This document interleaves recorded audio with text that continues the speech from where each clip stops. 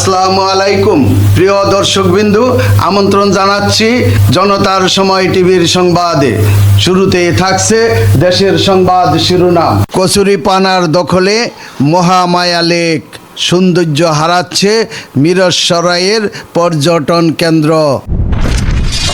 এবার দেখবেন বিস্তারিত। মিরসরাইয়ে অবস্থিত দেশের দ্বিতীয় বৃহত্তম মহামায়া লেকটি পুকুরে পরিণত হওয়ার উপক্রম হয়েছে। দীর্ঘ প্রায় ১.৫ বছর ধরে কচুরিপানার আগ্রাসনে লেকটির সৌন্দর্য ম্লান হয়ে দর্শনার্থী শূন্য হতে চলেছে।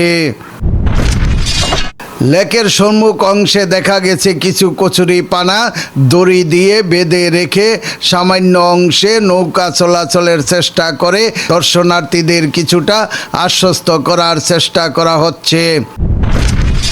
কিন্তু তাতে খুশি নন কোনো আগন্তুক, কারণ পুরো লেকেই আবর্জনায় রূপ ধারণ করেছে। ইজারাদার জানিয়েছেন কোটি টাকা লোকসান হওয়ায় আগামীবার আর তিনি ইজারা নেবেন না। জানা যায় ২০০৯ থেকে ২০১১ সাল পর্যন্ত নির্মাণ কাজ সম্পন্ন করার পর সৃজন হয় মিরসরাইয়ের সারি সারি পাহাড়ের মধ্যে নীল জলরাশি দেশের দ্বিতীয় বৃহত্তম সেচ প্রকল্প মহামায়া। এই লেক সৃজনের পর ১৫ বছর ধরে দেশের বিভিন্ন স্থান থেকে প্রতিনিয়ত ছুটে আসছেন দর্শনার্থীরা। লেকের স্বচ্ছ পানি, বন বাদার ঝর্ণা, অভয়ারণ্য, পাহাড়ি পাথরময় অঞ্চল সহ নানান সুন্দরে ঘেরাই এলাকা দেখে মুগ্ধ হয়ে দর্শনার্থীরা বারবার ছুটে আসেন। লেকের কোনো কোনো জোনের দুপাশের সুউচ্চ পাহাড়, মাঝখান দিয়ে পানির ফোয়ারা বেরিয়ে ঝর্ণা ইত্যাদি বৈচিত্র্যময় এলাকা সবাইকে মুগ্ধ করে। কিন্তু গত প্রায় ১.৫ বছর ধরে এখানে শুরু হয় কচুরিপানার আগ্রাসন। পর্যায়ক্রমে পুরো লেক দখল করে ফেলে এই কচুরিপানা। এতে করে দর্শনার্থীদের প্রধানতম বিনোদন ও লেকের উপার্জনের প্রধান মাধ্যম লেকে নৌকা নিয়ে ঘোরা কমে যেতে থাকে। লেকে ঢুকেই দর্শনার্থীরা সারি সারি পাহাড়ের নিচে নীল জলরাশি দেখার বদলে দেখতে পাচ্ছেন কচুরিপানায় ভরা পুরো জলধার। বিগত বছরের ঈদগুলোতে এখানে হাজার হাজার লোকের সমাগম ঘটত, কিন্তু গত ঈদের ছুটির দিনগুলো সহ বিভিন্ন ছুটির দিন প্রায় দর্শক শূন্য দেখা গেছে পুরো লেক এলাকা। এবারের ঈদের আনন্দঘন সময় হাতে গোনা কিছু দর্শনার্থী দেখা গিয়েছে। সম্প্রতি কুমিল্লা থেকে আসা দর্শনার্থী কর্মজীবী ইমন ভূঁইয়া বলেন, আমরা জানতাম না লেকটা এইভাবে কচুরিপানায় ঢেকে গেছে। জানলে আসতাম না। কয়েক বছর আগে এখানে এসে নৌকা দিয়ে ঝর্ণা দেখা সহ অনেক আনন্দ করেছি, তাই এবার কয়েক বন্ধু ঘুরতে এসেছিলাম। চট্টগ্রাম থেকে আসা শিক্ষক অনিন্দ্রম চক্রবর্তীও একই কথা বললেন। তিনি বলেন, পরিবার নিয়ে এসে ভুল করেছি, এখন গুলিয়াখালী ঘুরে চলে যাব।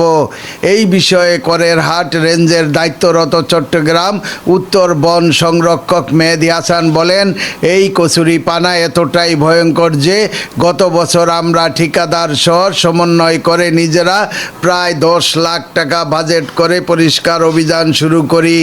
তবে এক পর্যায়ে ঠিকাদার অর্ধেকের বেশি পরিষ্কার করে অর্ধেক টাকা নিয়ে পালিয়ে গিয়েছেন, কিন্তু এগুলি আবার পূর্বের রূপে চলে এসেছে। তিনি বলেন, সম্প্রতি চট্টগ্রামের বন সংরক্ষক মিহির কুমার লেক পরিদর্শন করেছেন। আমরা ধারণা করছি এই লেক পরিষ্কার করতে অন্তত কোটি টাকা লাগতে পারে, কারণ এটি ছোট্ট টেপা পানা যদি লেকের কোথাও থাকে তা থেকে পুরো লেক সরাতে অল্প কিছুদিনেই লাগে।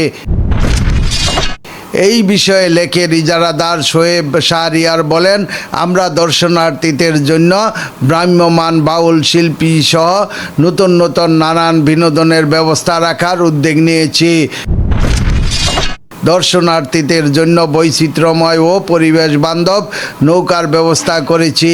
কিন্তু 2,20,00,000 টাকা ব্যয়ে ইজারা নেওয়ার পর এই জুন পেরুলেই 1,20,00,000 টাকাই লোকসান হচ্ছে হিসাবের খাতায়। তাই আগামীবার আমরা আর ইজারা না নেওয়ার সিদ্ধান্ত নিয়েছি। কচুরিপানা পরিষ্কার করতে আমাদের নিজস্ব উদ্যোগে 6 লাখ টাকা খরচ করেছি, তাতেও কিছুই হয়নি। এখন সামান্য অংশ জুড়ে টোপা পানা দড়ি দিয়ে বেঁধে রাখা সামান্য অংশে নৌকা চালাতে পারছেন দর্শনার্থীরা। তবে দর্শনার্থীরা এমন পরিবেশ বিপর্যয় হতাশ। প্রিয় দর্শকবিন্দু, আজকের প্রতিবেদন এই পর্যন্তই শেষ করছি। আমি মনসুর রহমান পাশা, জনতার সময় টিভি। আল্লাহ হাফেজ।